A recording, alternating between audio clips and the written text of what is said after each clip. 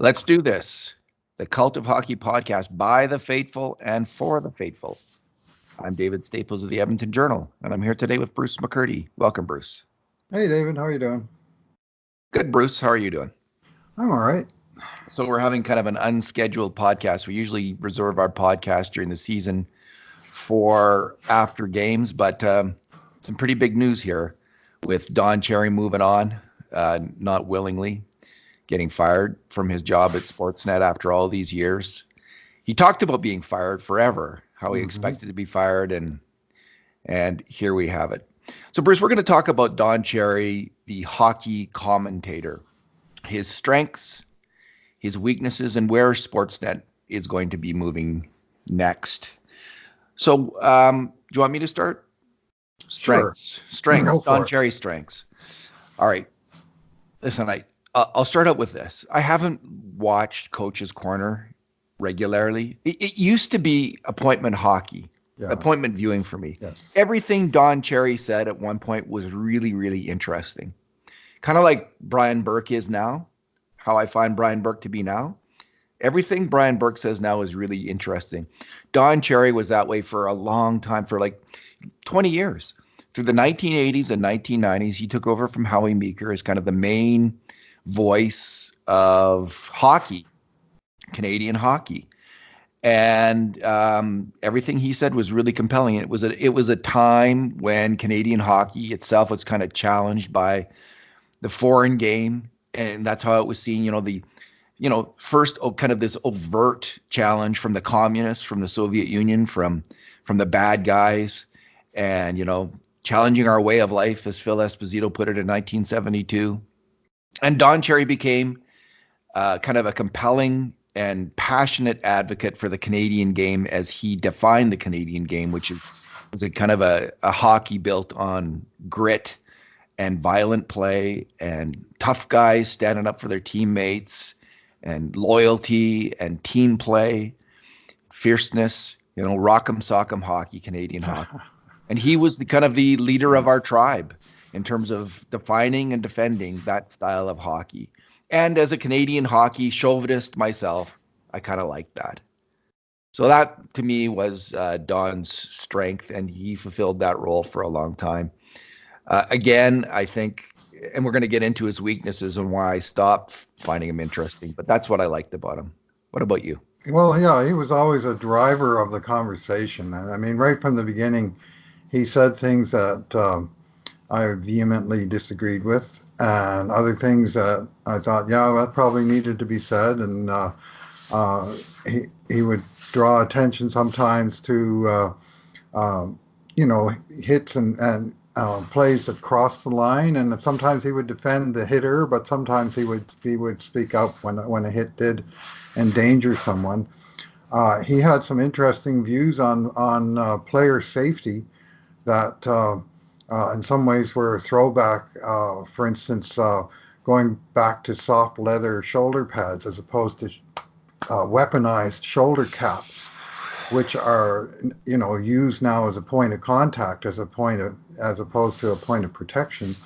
And so some of those viewpoints. On the other hand, Was he against helmets, Bruce? Was he against helmets? Antiquated views about visors in particular, and that it was a sign of unmanliness or some darn thing. And I mean, eye safety is everything. You lose an eye, you lose your career. So in the long run, I mean, eventually they did mandate in the helmets, and they did mandate in the visors after that. And before that, they mandated in goalie masks. I mean, these were things that unfortunately have a net impact of depersonalizing the game. You're not as close to the players today as you were in the 1960s in some important respects, right? Like they're very much more figures on the ice as opposed to people with real faces and hairlines and everything else that you can see and identify with. And he, let's say, he got pretty set in his ways, and he was in the beginning, and as he grew later in life, that wasn't about to change, and it really didn't. So yeah, I've heard the argument about the hardness of equipment being related to greater injury in the play. So players fear less for their safety. They move faster. They're able to move faster because they're more protected, but it leads to more catastrophic injury. And especially in relation to football and helmets, they used to wear soft helmets in Yep. football way back in the day. And when the helmet in football became actually a weapon to spear other players, I think that was a kind of a cogent argument about Yep. that. And I think that's an interesting point about shoulder pads, like in elbow pads, with these hard plastic caps. And I guess they do probably increase safety. It'd be nice to have some trade-off in that. So I don't think it's a completely irrelevant or crazy point that he was making. If players don't have helmets, they're more careful on the ice. There's a different kind of code of play. Like I remember the argument back in the day was goalies used to get mad about high shots because they didn't wear face masks. So the goalies would chastise their own teammates for doing that, using that tactic. But of course, Bobby Hull came along and blew that out of the water in the actual gameplay itself. So Well, the goalies still don't like getting high shots in warm-ups. they do not. They do not. Yeah. So I think he was very relevant for through the 1980s, through the 1990s even, but increasingly less so because as he moved to kind of a more rah and non-hockey political commentary, he just became less and less interesting to me, to the point, and that now we're getting into his negatives, where both his worldview on culture, but mainly his hockey worldview. I didn't stop watching him because he started to talk about politics so much. I mean, that was of no interest to me at all, his views on politics, honestly. Mm-hmm. But his views on hockey became increasingly kind of, he was against, as I recall, he was against shot blocking initially because, and people might want to correct me if I'm wrong on this, but because it would screen the goalie. And then he was definitely against putting out your stick to block the shot. Stick on puck is a basic tactic of the modern game. It's taught at every level of hockey, and he was still preaching against stick on puck. And I get it, like when the puck's coming in late, like in that last moment, just in front of the goalie to maybe back off on stick on puck. But if you don't get stick on puck, you can't play hockey today. And that issue, and on numerous issues, Bruce, he just seemed completely out of touch with modern hockey. Like he didn't know what he was talking about at all. And he hadn't talked to a modern hockey coach, a modern NHL hockey coach or skills coach in 20 years. And after a while, it got to be like, it was annoying, frankly, like to have someone with that kind of platform preaching things that no one believed in anymore about hockey. Like, I don't know, that's how I saw it. I just thought, why bother listening to him? Yeah, well, you're right. I mean, many of his views were antiquated, and the weekly highlight package, always interesting, but dare I say, cherry picked highlights of one shot that a defenseman gets a stick on and tips it into the top corner, and no highlights of the 50 shots that the defenseman tipped into the crowd. I mean, I'm guessing in the 1960s that Don Cherry probably loved Jacques Laperriere, who was an absolute ace at that art of tipping pucks into the end blues at the Montreal Forum, and yet he sort of had his few topics that he just pounded on, and of course, when you have a league with so many games and so many teams, you're going to find highlights to support almost anything. It's a question of balance, and I didn't find that his coverage was particularly balanced, and frankly, even from the beginning,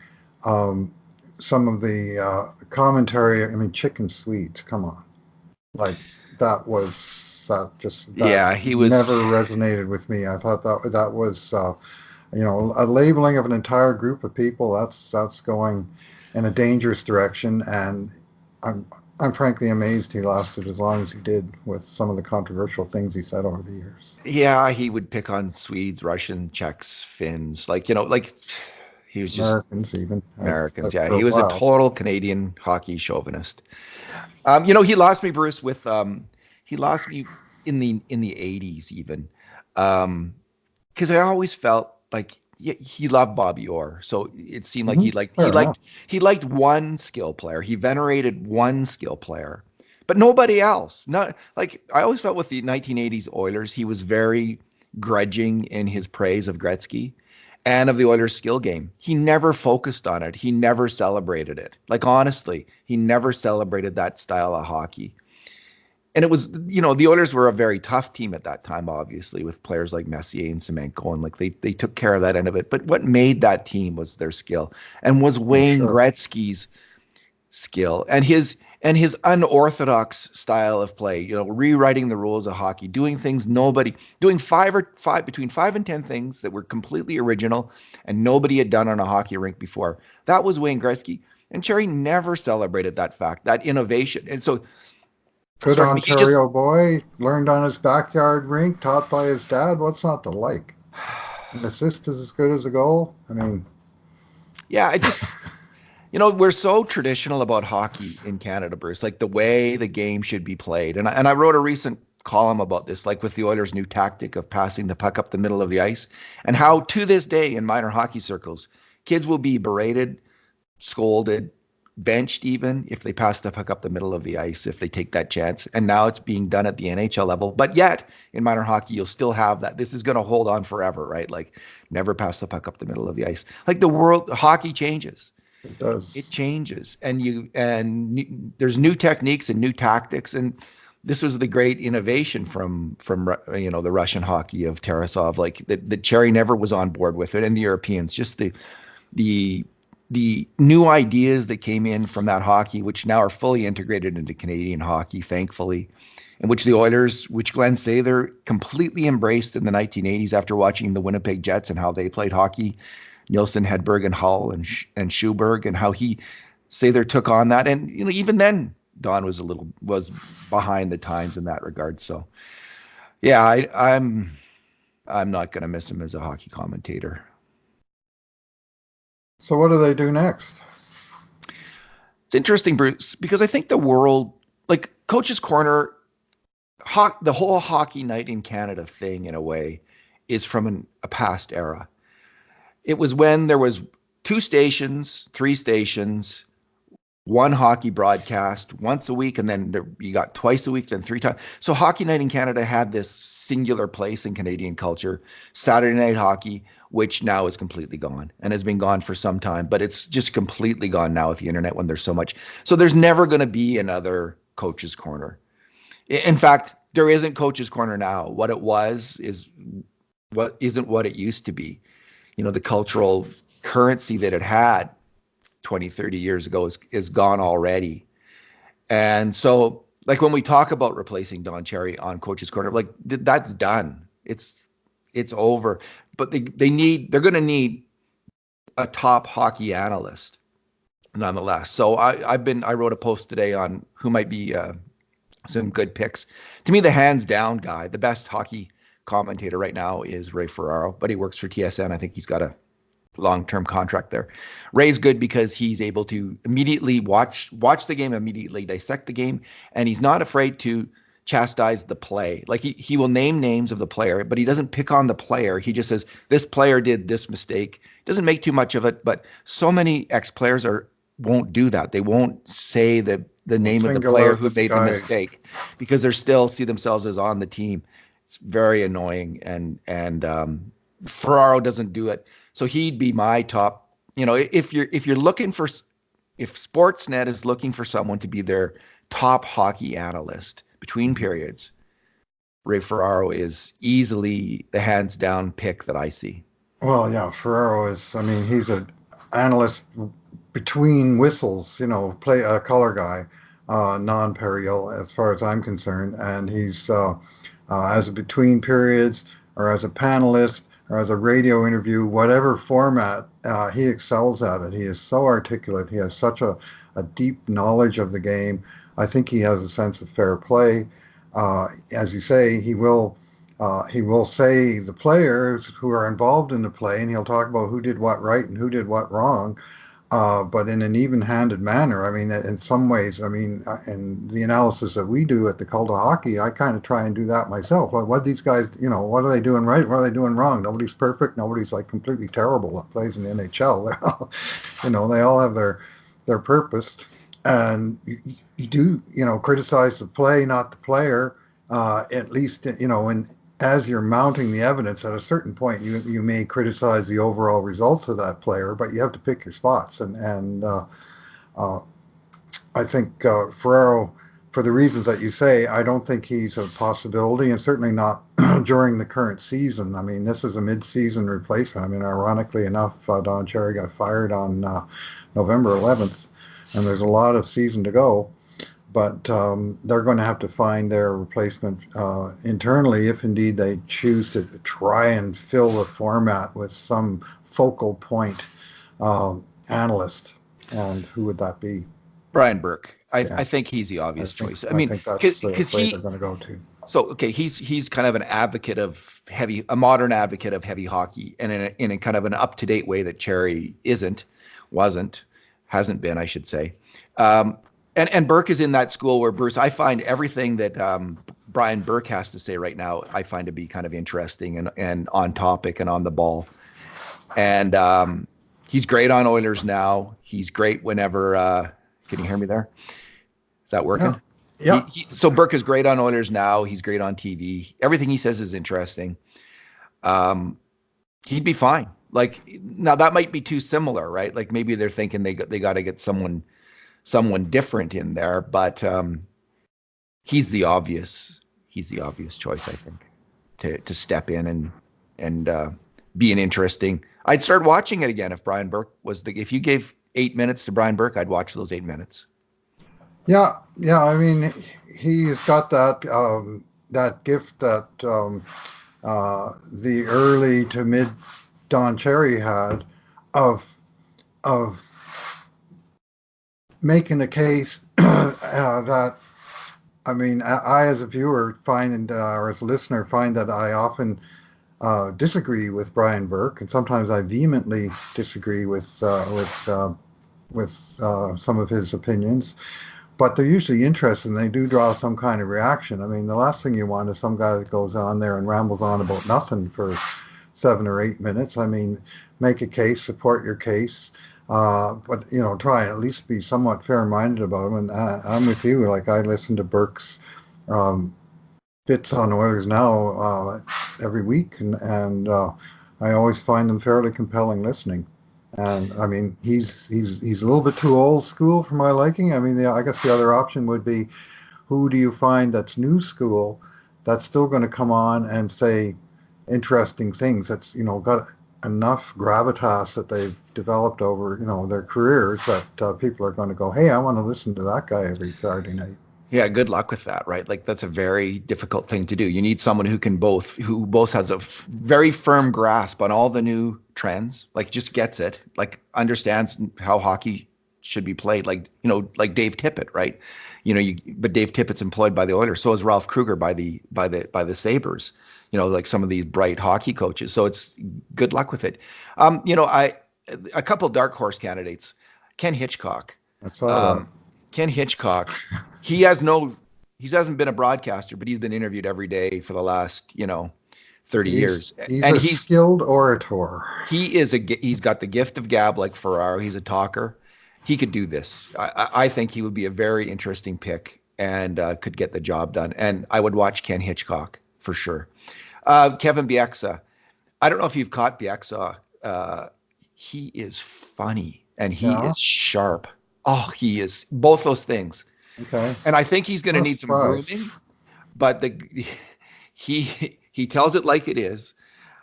He's from this, of course, from the grit school, right? Because that's the way he played hockey.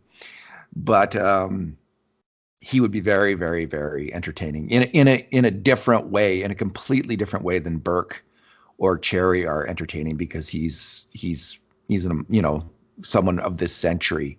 Not of the last century, so they might want to go in that direction. But if that's what they're looking for, that would be the absolutely bold choice. But it's very difficult, like for anyone, and you and I, as fans, try to provide some, astute commentary and do our best at it. And I think this gives both of us, certainly gives me some respect for people who can really pull it off. And so that's why I have such respect for Ray Ferraro. And it's too bad in a way that he's not with Sportsnet right now, because they could just plug him in there and that would be fantastic. But yeah, I wonder what they will do. My I'll get, guess uh, is, go ahead. I'll give you another dark horse with a local Okay. angle, and the same reason that they wouldn't probably put Ken Hitchcock into such a high profile position without having gone through his paces in the broadcast industry. Likely not, but he might be an interesting uh, thought in this thing, and that is Craig McTavish. Yeah. Yeah. And again, another skilled orator, and he always has a sick way with words that gets you thinking and reacting, and sometimes too glib for his own good at occasions, bold moves and so on. But I'm looking forward to seeing him now that he's out of Russia after 8 games. I'm looking forward to seeing him in some aspect somewhere in hockey media. I enjoyed his short time that he was with TSN between gigs in the past, and so he's fun, but probably not for that specific slot. So. Well, how about this? How about Hitchcock and McTavish? Now, I know Sportsnet was trying to cut salary, like a lot of people lost their jobs over the summer, so Yeah. they're probably going to it's probably just going to be someone who's already there, right? So it's probably going to be Burke, because and of course they're not going to call it. They're going to have some new format. It's just going to be. They won't even make a big deal. What they should do is not even make a big deal out of it. Just have Burke come on. Not even with Ron McLean. Like Ron can have other responsibilities, do some other job for a while, make him play by play or whatever. I don't know if he's skilled enough, if he's got a background in that, but don't make it coach's corner. Just have, and between the first period of Hockey Night in Canada, we're just going to have Brian Berkey on, and he's going to talk hockey, Hmm. and that'll be, and the NHL, and maybe with Elliot Friedman talking to him and interviewing him. So I think that might work in the short term. I think if they call it GM's corner, or like, They'll relabel it. They'll they'll rebrand really, it. yeah. There's money to be made though in trying to brand, like in trying to get Hmm. something in there. I guess if that's what they're all about, and they've got to make some money. Maybe they need to have something. So my bet is Burke. Mine is too. I mean, and he has such a wealth of background, Yeah, Brian Burke. In the game, having worked in the league, having been GM of several teams, including multiple Canadian teams yeah. that he's been involved in, and now he's well ensconced in the media business. And it's not like they'd be picking him out of nowhere; they'd be picking him off the top of the pile, to be honest. So I think that he's the likely outcome. The one sort of wild card suggestion that I read in my brief forays into Twitter, the last I've been doing other stuff the last day or so, but someone suggested Haley Wickenheiser as a But commentator. has she done any commentating work? Well, she has, but not at any kind of high profile level. I think she's done commentary on um, uh, Canadian Championship women's hockey games and things of that nature. Kind of same kind of stuff that Randy Gregg did, where they kind of a sidelight that And how they was wanted. she? Uh, I think all right, but I don't know that compelling enough to. But I think the suggestion was just, let's rock the boat and do something different. And Yeah, if whether she's it's good, her or whether it's, yeah. somebody that's completely out of left field, I mean, insert name here, but we tossed out a couple. But uh, what I don't expect to see is some fresh analytical person going into the spot and providing more of a 21st century approach, because I just don't think it fits the format, and I think their audience is the Saturday Night Hockey Night in Canada is old guys like you and me, right? I don't know, like analytics. If I'd like, like to so see we some talk analytics, Bruce. relevance. Yeah, Sometimes it's very difficult to talk about numbers, right? yeah. So we boil it down like one number after a whole game, like we. So and I think you can do it that way, but to talk numbers and to make it interesting, that is a huge challenge. It's a huge challenge to write a blog post with numbers, and I find it to chat like to read blog posts with a lot of numbers to know exactly what they're talking about. And like this Mhm. is a very difficult thing to get across on broadcast on 6 minutes or 4 minutes, whatever you have. So I'm not. I'm not. If you can find someone who can do that, hire them. But I don't. I haven't seen that person In yet. my defense, analytical is a different word than just to analytics. It's analyzing, and just more of a modern view of the game. I mean, you mentioned Howie Meeker earlier, and he revolutionized hockey broadcasting. And in fact, I think they kind of lost their way in terms of uh, Howie's form of analysis of team play. Stick a camera way up in the highest corner of the rafters and see where everybody goes, and put a telestrator on them and back it up, stop it right there. And and he'd single out and get your attention on who's doing what that's causing that. And I wish we had more of that, frankly. And Well, it's interesting, isn't it? Because he was the real coach's corner. Like I don't know if how he coached, I can't remember, but I think he did coach for a year. But yeah, he was the coach for a nation. He did teach us hockey in a way that Don Cherry never did. And no, I think if you had that kind of astute hockey mind like a Ken Hitchcock, actually teaching hockey, talking hockey, not necessarily numbers, but an right, analytical. Ferraro's very analytical. yes, These are exactly. all highly analytical people who have talent stacks, who have talents far outside of the people who just deal with the numbers of hockey. Like they've been players, they've often been coaches, they've got all kinds of experience. They understand. You're telling me Ray Ferraro doesn't understand all the advanced stats? He understands them completely and knows their value.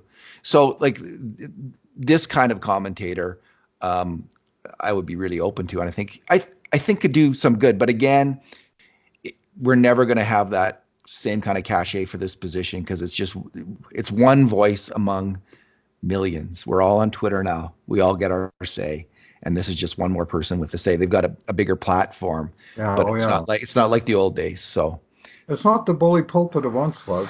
sure isn't, and it's a good thing. Like we get our say, Bruce. Like two hockey Hey, fans we've got a here. podcast now, man.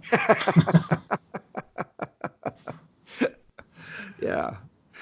Yeah. So yeah, so a lot of people, some people were saying, "Oh, you shouldn't be talking about this. It's the body isn't cold." And I just think, come on, like Cherry had a great run. Don Cherry had a lengthy run. He worked till he was 85. Like Yeah. that, if anything was inspirational about Don Cherry to me in the end, it's he was going strong at 85. Good for Don Cherry, and that is a true inspiration. Mhm. Good for him. He had a great career on Hockey Night in Canada. He had a great run. It's over now, and time to move on. The world, Bruce, changes, and it's time to move on. Yeah, you could say the same thing about Bob Cole. He went till he was 85 years old Yes. and maintained his passion for the game right to the very end. You could say that his talent slipped over the last 20 years of his career, but uh, at a certain point, it's time to change lines. Let's do it on the fly and get someone out there who can do the job. Yeah, they're changing on the fly. Let's Yeah. see if they get too many men on the ice or Now there's a Don or Cherry reference for you. His most famous moment as a coach. indeed, indeed. All right, Bruce. Thanks for talking today. All right, we'll talk again later this evening, much later this evening after tonight's 8:30 That's p.m. right. Mountain Time start. And in the meantime, and in between times, this has been another edition of the Cult of Hockey podcast.